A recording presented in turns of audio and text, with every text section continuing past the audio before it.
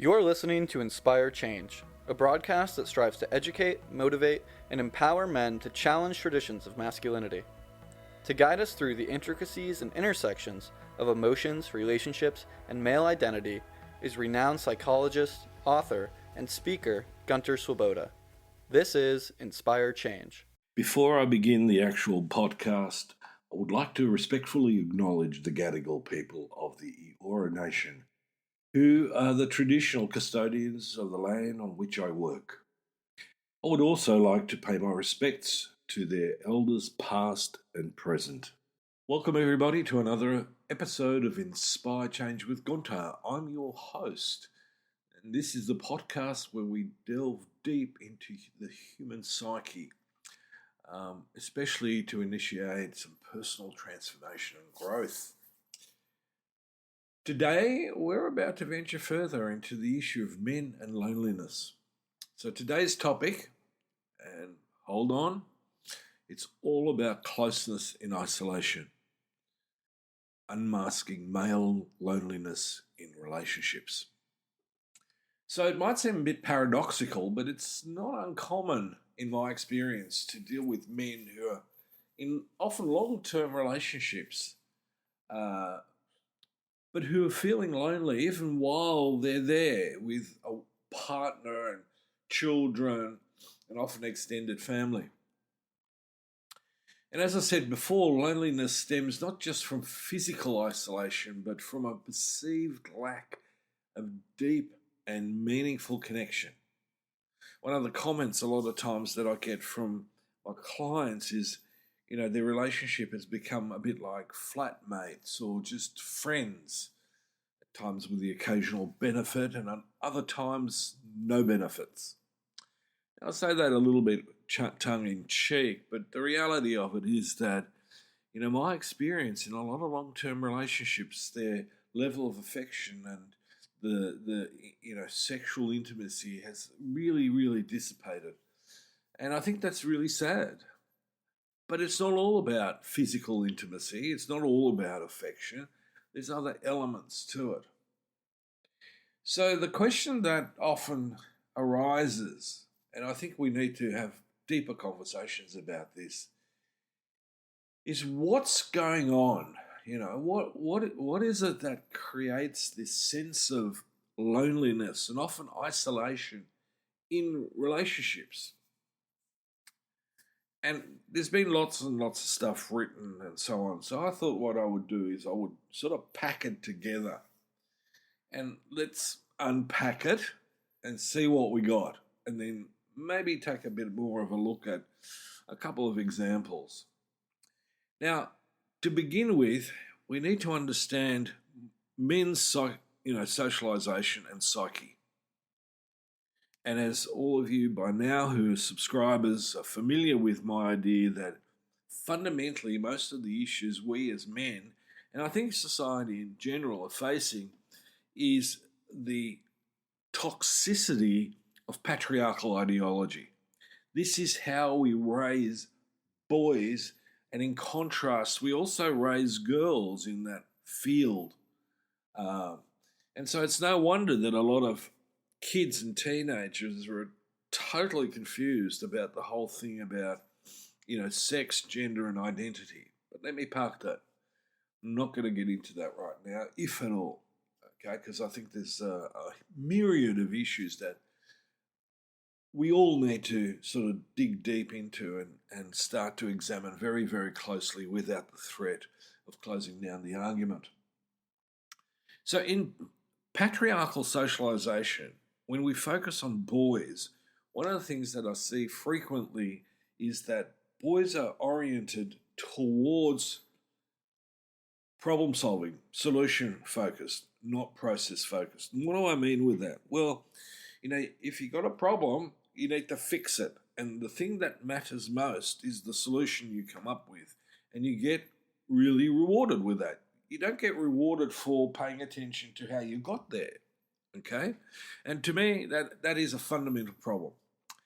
Now, given the fact that in my framework, patriarchy rests on being territorial, being hierarchical, which includes status and prestige, acquisitional, which is not just about money, folks, and competitive, right? It sets up a way of being that does not encourage intimacy. So one of my arguments is that patriarchy fosters in of itself a sort of acquired narcissism. So basically the message is, if you're male, if you're a boy, you're better than those who are not. And even within that category, there are distinctions of who's a true male, like we have the mythology of the alpha male. And then, there's a whole bunch of other ranking, which are fundamentally mostly bullshit. Okay? So this acquired narcissism also means that we tend to have a way of looking at the world and all of the people around us from the basis of, you're either with me or you're against me. And again, in many, many arenas of human functioning, this is very clearly the template. So competition overrides collaboration, working together. And I want you to think about this, because this is one of the fundamental reasons why many relationships actually don't work well. Okay, so the next bit in patriarchal socialization is that boys and men are programmed to basically inhibit emotional expression. So, a lot of times when I work with parents, actually a lot of dads bring this up. It seems that my son has lost the art of, speaking. He grunts, but he doesn't speak. And, I'm often amused at this because I generally ask, well, can you remember what you were like when you were 12, 13, 14? And a lot of them have to admit, yeah, well, they did go through a stage like that. So one of the very important factors in this is that emotional expression, including emotional language in boys to men, is suppressed. They don't get enough exposure as they're growing up. Because one of the things that we found is that boys are generally directed towards activity rather than towards social connection. Go out and play. Do this, do that. Rather than, come and let's have a chat. Let's sit down. We'll have afternoon tea and we'll have a little bit of a chat. Observational studies have shown that that is much, much more prevalent between mothers and daughters. Mothers and sons, we get mothers, often early at early stages of the child's development, 2 to 3 years old, picking them up, giving a cuddle, and then sending them on their way again. They're more likely to keep cuddling their daughter than they are their son. Does that mean that all boys are under-nurtured? No, not at all. What it means at times, though, is that boys are not exposed to social dialogue as much as girls in the early stages of, their growing up. Even reading to a 6 to 8 month old baby, a lot of people think that's bizarre. Why would you do that? The kid can't talk. My comment is, it develops the brain. Language acquisition, happens right from the word get-go. So let's not inhibit that. So the thing that we need to look at doing is we need to change that, okay? Because why is it that you then feel, as a man, lonely in your relationships? Well, part of it is because you can't get emotionally intimate, because that requires, a higher level of communication. And also, you can't worry about your ego. You need to come in vulnerable and authentic. So this is a major issue. A lot of men do not express, 70 to 80% of what's going on in their head in their relationship. They censor everything. Part of it is because they believe that they really express themselves, they're going to be in trouble. So inadvertently, they have this fight in themselves about whether they're more dominant than their partner, but they feel more controlled by their partner. So they're in conflict. They're, experiencing this internal tension. So, lack of emotional intimacy and poor communication. We need to help men express more than internalize. The other issue that comes up a lot is fundamentally, unmet expectations. A lot of, we get exposed to a whole bunch of rubbish through the media and social media about what healthy relationships really should look like. Most of it's based on this, overly romanticized and sexualized model, ranging from the sexually benign Disney world to the rubbish that's, thrown at us through, Married at First Sight and all that sort of garbage. It literally is Kool-Aid, right? It's poisonous, it's toxic. This stuff is ridiculous. The way that people behave on those shows, it's almost diagnostic. But in some cases, it is diagnostic, right? So the other part of it is this idea of physical and emotional connections, right? So the balance, and in my view, and, I've done serious amounts of work with couples on this, is that you're not going to have good physical connection, like, sensuality and sexuality, without the emotional affection, the physical affection, and then connecting on that level. That's when, sexual relationships really take another level. But again, for a lot of people, including women in this context, we got the issue that we solution outcome. So what do? We orgasm focused rather than the whole process of, arriving at that place and then, coming through that and feeling close to our partner. The other issue, and this is a biggie, is that our culture is actually making us sick. What am I talking about? I'm talking about work-life balance. Someone who is heavily invested in their work and other commitments is going to spend less time nurturing their relationship. And that is one of the major factors that lead to feelings of loneliness on top of all the others. Having a good relationship requires time, folks. If anything, COVID taught us that when we spend time with each other, two things are going to happen. Either we're going to feel closer and more nourished and in a way less stressed, or it's going to really amplify the flaws in our relationship, and we either sit down and work it out, or we need to separate. And that's a sad fact. So, on this basis, we need to focus in, not out. Unfortunately, a lot of guys think that if it ain't working at home, I'll find someone it'll work with. Now, I can assure you that most of the time, that little solution can end up in tragedy, in tears, in financial disaster. Because if you can't establish a connection in the current relationship that you have, there is a very good chance that it's going to be repeated in the next relationship. That is, if you are, if you've got to take a really hard look at yourself and go, how am I functioning in this relationship?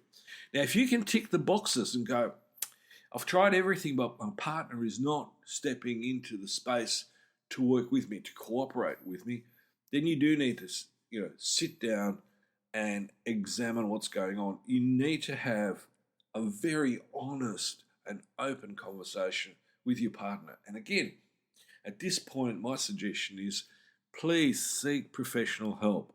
If you can't get your partner there, go on your own. Okay, guys? So, there's no shame in a man going to seek help to, check in, do a health test. How am I operating within my relationship? Is that going to work? Right? What do I need to tune up? I often use the analogy of, we're sort of a bit like a Ferrari. We've got this high performance machine, but some of us never tune this bugger. We just keep running it and running it and running it and running it and thinking it's all good, it'll be the same.